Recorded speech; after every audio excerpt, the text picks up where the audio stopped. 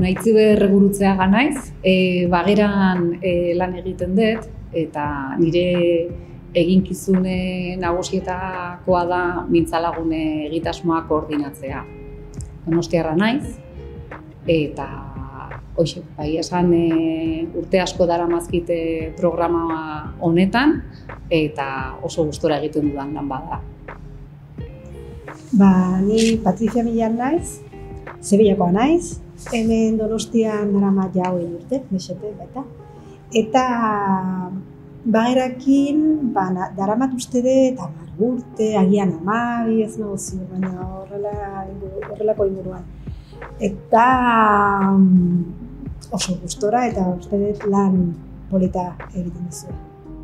Bueno, zer dela eta animatu zinen mintzalagunean izena ematera, Porque Sevillatik etorri zinen eta... Bai, nik ja eraman denbora ikasten euskeraz, ustakit, uste dut 4-5 urte ikasten ze darama, uste dut 15 urte ikasten gutxi gora bera euskaraz, eta klaro, ni nengoen euskaltegian. Beti teoria ikasten, bai euskaltegiko klasekidekin hitz egin genuen hasieran oso gutxi, gero pizkanaka gero eta gehiago, baina ez neukan aukera oso gutxi neukan euskaltegitik kanpo hitz egiten. Orduan pentsatu dut ideia oso ona zen praktikatzeko euskaraz, beste taldean egon eta hori, euskaraz praktikatzeko. Iruditu zitzaidan komplemento osagarria oso ona euskaraz ikasteko. Hori zen nire lehenengo helburuan nire impulsoa sartzeko. Eta horren aurretik Sevillatik etorrita eta posturpera edo hasi zinen ikasten euskaltegian, esan duzu, Bai. Eta nola erakarri zintun hizkuntzak edo? Ezkeri etorri nintzenean ezagutu nituen hasieratik, ze hemen familia daukat, eta nire lagun, daukat lehenbusu bat nire adinekoak eta berarekin nintzen bere kuadrilakin. Eta antzegon batez ere lagun bat euskaldun dala. Eta berarekin eta bere kuadrilakin egon nahi nuen, egon. Eta niri zitzaidan batez ere lehen egon, eta beraiek aldatu behar dute hizkuntza edo ni ez nuen ezer ulertzen. Eta klaro, ni pentsatu dut, niri gustatuko litzaidake jutea eta dena ulertzea eta beste bat bezala izatea, ez kanpotik etorrita eta hau da berezia eta aldatu behar dugu gure rutina. Eta, justu izan zen nire enpresan egon zen, nahi badagu euskaraz ikasten, ordaintzen dugu euskaltegian, eta nire lankide batek apuntatu zuen, eta oso gertu, nire etxetik oso gertu zegoen euskaltegi batean apuntatu zuen eta animatu nuen. Eta junginen biak aldi berean euskaltegian apuntatzeko, matrikulak egiteko. Eta hasi nintzen, eta oso gustora. Zen nahiko voluntario, ez dakit inoiz lanean ez zidaten eskatzen momentu hartan, izan zen oso voluntario. Motivazioa behintzat lagunekin eta integratuta sentitzeko. Bai, hori izan zen. Ezke lagun hori oso lagun mina da, baita, egia zen, orain dugun baita. Eta, iruditu zait, nik parte hartu nahi nuen inguru guztietan. Bitxia egiten zaidana da, zuen taldean daramazuela ere denbora dexente, eta beti asteburuan gelditzen zeatela, ez? Eta ohituta gaude normalean talde gehienak aste barruan izaten dira, eta zuei ez dizu inongo esfortzurik suposatzen edo inongo sakrifizioa elkartzen zarete lehen igandetan, orain larunbatetan, txokolatea txurruakin, txokolatea txurruakin hartzen dituzue. Niretzat taldea orain izan da lagun taldea. Badakit euskaraz mintzatzen dugu eta ikasten dugu eta eskertzen dut, baita. Orain ez daukat denbora euskaltegira joateko eta horrela pixkat mantentzen dut zuzentasuna batez ere, zenik badakit faltatzen zait oraindik zuzentasuna. Baina niretzat nik jakin nahi dut nola dagoen bestean. Ea ze moduz funtzionatzen bere astea, bere proiektuak, eta niretzat lagunak horrela zenditzen. Beraiekin oso ondo molatzen zea, euskaraz hitz egiterakoan eta laguntasun eta konfiantza puntu hori lortu duzue, baina hasierako zure helburu hori lortu duzu, integratuta sentitzea. Bueno, egia zan, euskaraz ondo hitz egitea, bueno, ez dut esango egingo dudanik, baina ulertzea, gehienez ulertzea, gustatu zitzaidan pilo. Orduan helburu hori agian orain esango nuke ia lortu dut, baina oso zaila da. Horregatik uste dut bagera egiten du lana mintzalagunekin oso garrantzitsua da, ze oso aukera gutxi. Benetan niretzat euskaltegiak joateko geratzen Donostian edo nire egoeran edo ni bizi nintzen. Zure ingurune hurbilean. Hori da. Ni bizi nintzen egoeran eta badakit jende pilo dago, bere familiak ez du euskaraz hitz egiten, bere lagunak gehienez ez dute euskaraz hitz egiten. Kasu hortan, naiz eta 15 urte euskaltegian joan oso zaila da praktikan jartzen eta hizkuntza nolabait naturalki ateratzen eta hori. Eta hortaz gain, ze beste aukera dituzu praktikatzeko? Orain umeekin. Umeekin izan zen niretzat aldapa gora total. Bai, ze beraiek, bueno, orain esaten dute hitz batzuk gazteleraz, baina gehienaz dena euskaraz. Nire buruak egin behar du esfortzua, razonamentuak euskaraz hitz egiten, eta nire semea 5 urte egingo du, hurrengo hilabetean. Eta zuzentzen dit, eta bueno, bai, oso gustora nago, eta baita eskolan. Eskolan gurasoekin eta... Batez ere irakasleekin. Gurasoekin azkenean, agian batzuk euskaldun gehienez, baina ez. Ia guztiok gazteleraz hitz egiten dugu elkarrekin, baina irakasle edo andereñoekin beti euskaraz eta milez euskarak eta dena. Ni, adibidez, beste gauzak egin nituen bere garaian zen Osakidetzarekin eta komunikazio guztiak eskatu dut euskaraz. Zer da beste modua erabiltzeko... Beste praktikatzeko beste modu bat, ez? Beste aukera izatea erabiltzeko. Hizkuntza ezkeni, hizkuntza da erabiltzeko. Bai. Lehenengo hitza adibidez eta saiatzen zea, lehenengo hitza euskeraz. Segun nola. Egoeraren arabera. Bai. Egoera edo inguruan edo ni baita. Agian oso nekatuta nago edo oso esfortzu suposatzen da zaizkit, usten dut, baina bai. Egunaren arabera ere, ez da. Iritsi nintzenean bulegoan, Malagiarako bulegoan, zurekin egin nun elkarrizketa txiki bat, zertan denbora daramazu antolatzen mintzalaguna? Ni hasi nintzen 87ko urrian. Justo ordune ikasturtean martxan jarri bartzenean, orduntxe hasi nintzen. Ordun urte mordoska, zakitzen badiran, 26 edo olako zerbait. Bai, urte mordoa. Eta nola okurritu zaizu ezakit zenbat pertsonatzen den bagera,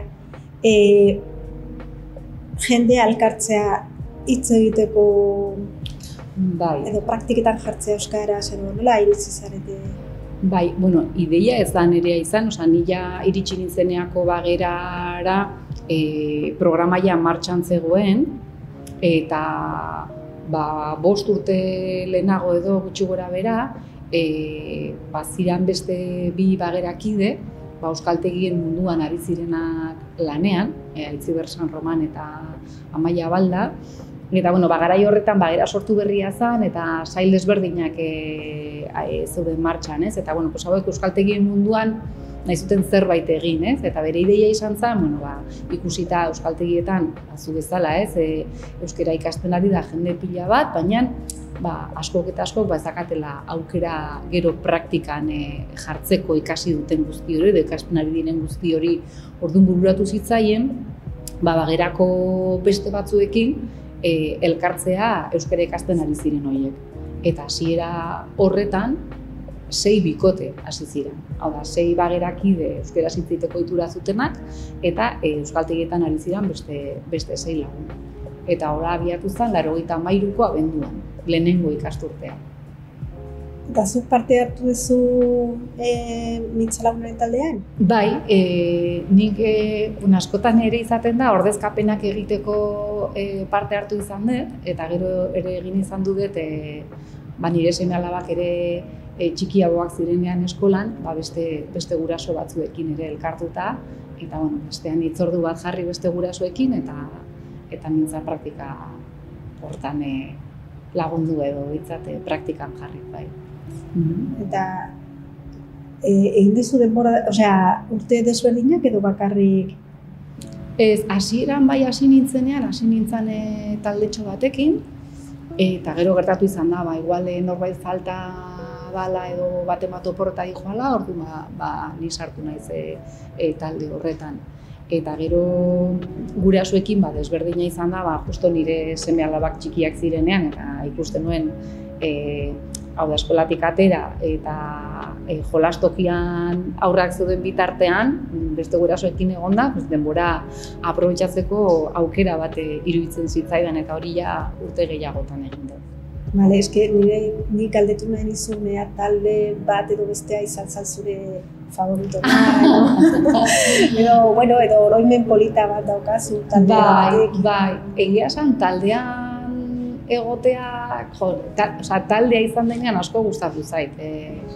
Bakoitzak perfil desberdina ukitzea, nondik datorren, ze helburu dituen, eta azkenean ikasten duzu bakoitzaren bizitzaz, ez bakarrik euskara praktika egitea, baizik eta besteen zaletasunetatik ere asko ikasten da, guk ere asko jasotzen dugu, eta oso polita da hori, eta azkenean ere sortzen da harreman bat, gerora ere mantendu egiten duzula hizkuntza ohitura hori, ez? Urteak pasa ahala, agian ez duzu topo egin, baina topo egiten duzunean segitzen duzu horrekin, ez? Eta talde txikiagoekin ondo ere, baina beti ere mugatuagoa da, ez? Eta gurasoekin berriz beste harreman mota bat sortzen da, gero seme-alabak elkarrekin jolasten dute, beste plan batzuk egiten dituzu, eta beste bide bada oso bestelakoa. Zenbat jende dago Donostian Mintza Laguna egiten?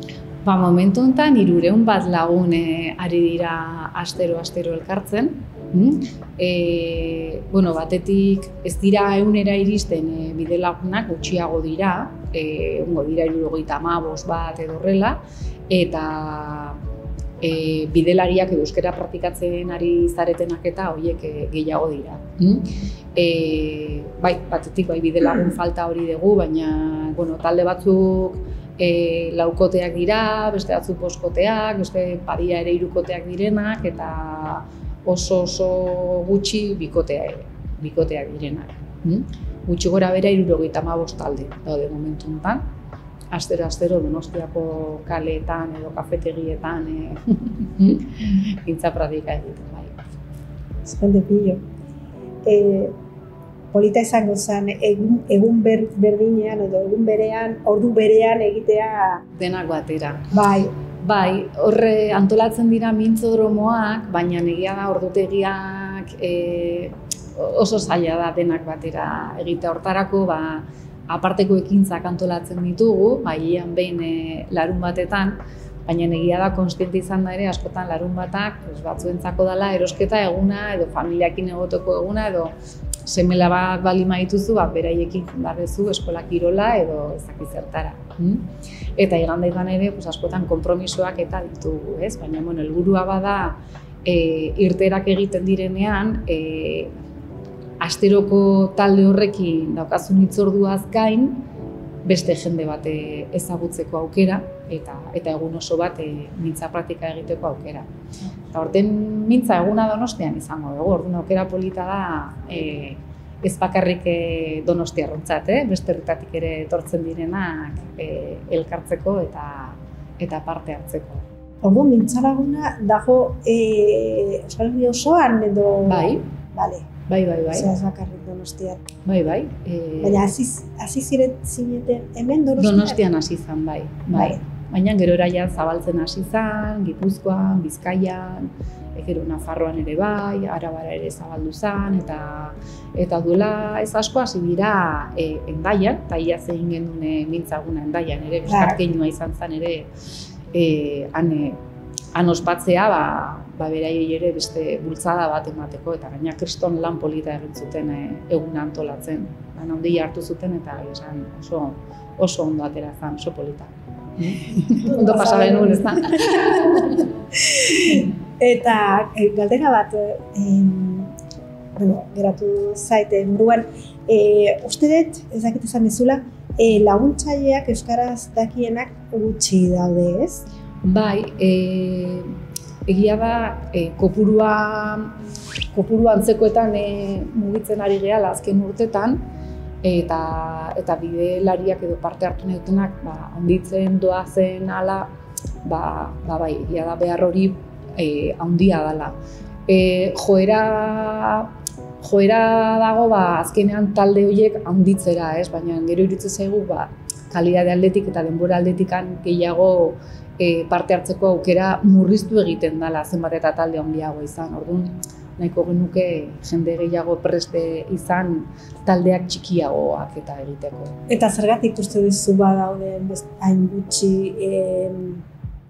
Bueno, hor egia da pandemian bai gertatu zaigula, jende asko etortzen zaigu jubilatu berritan adibidez.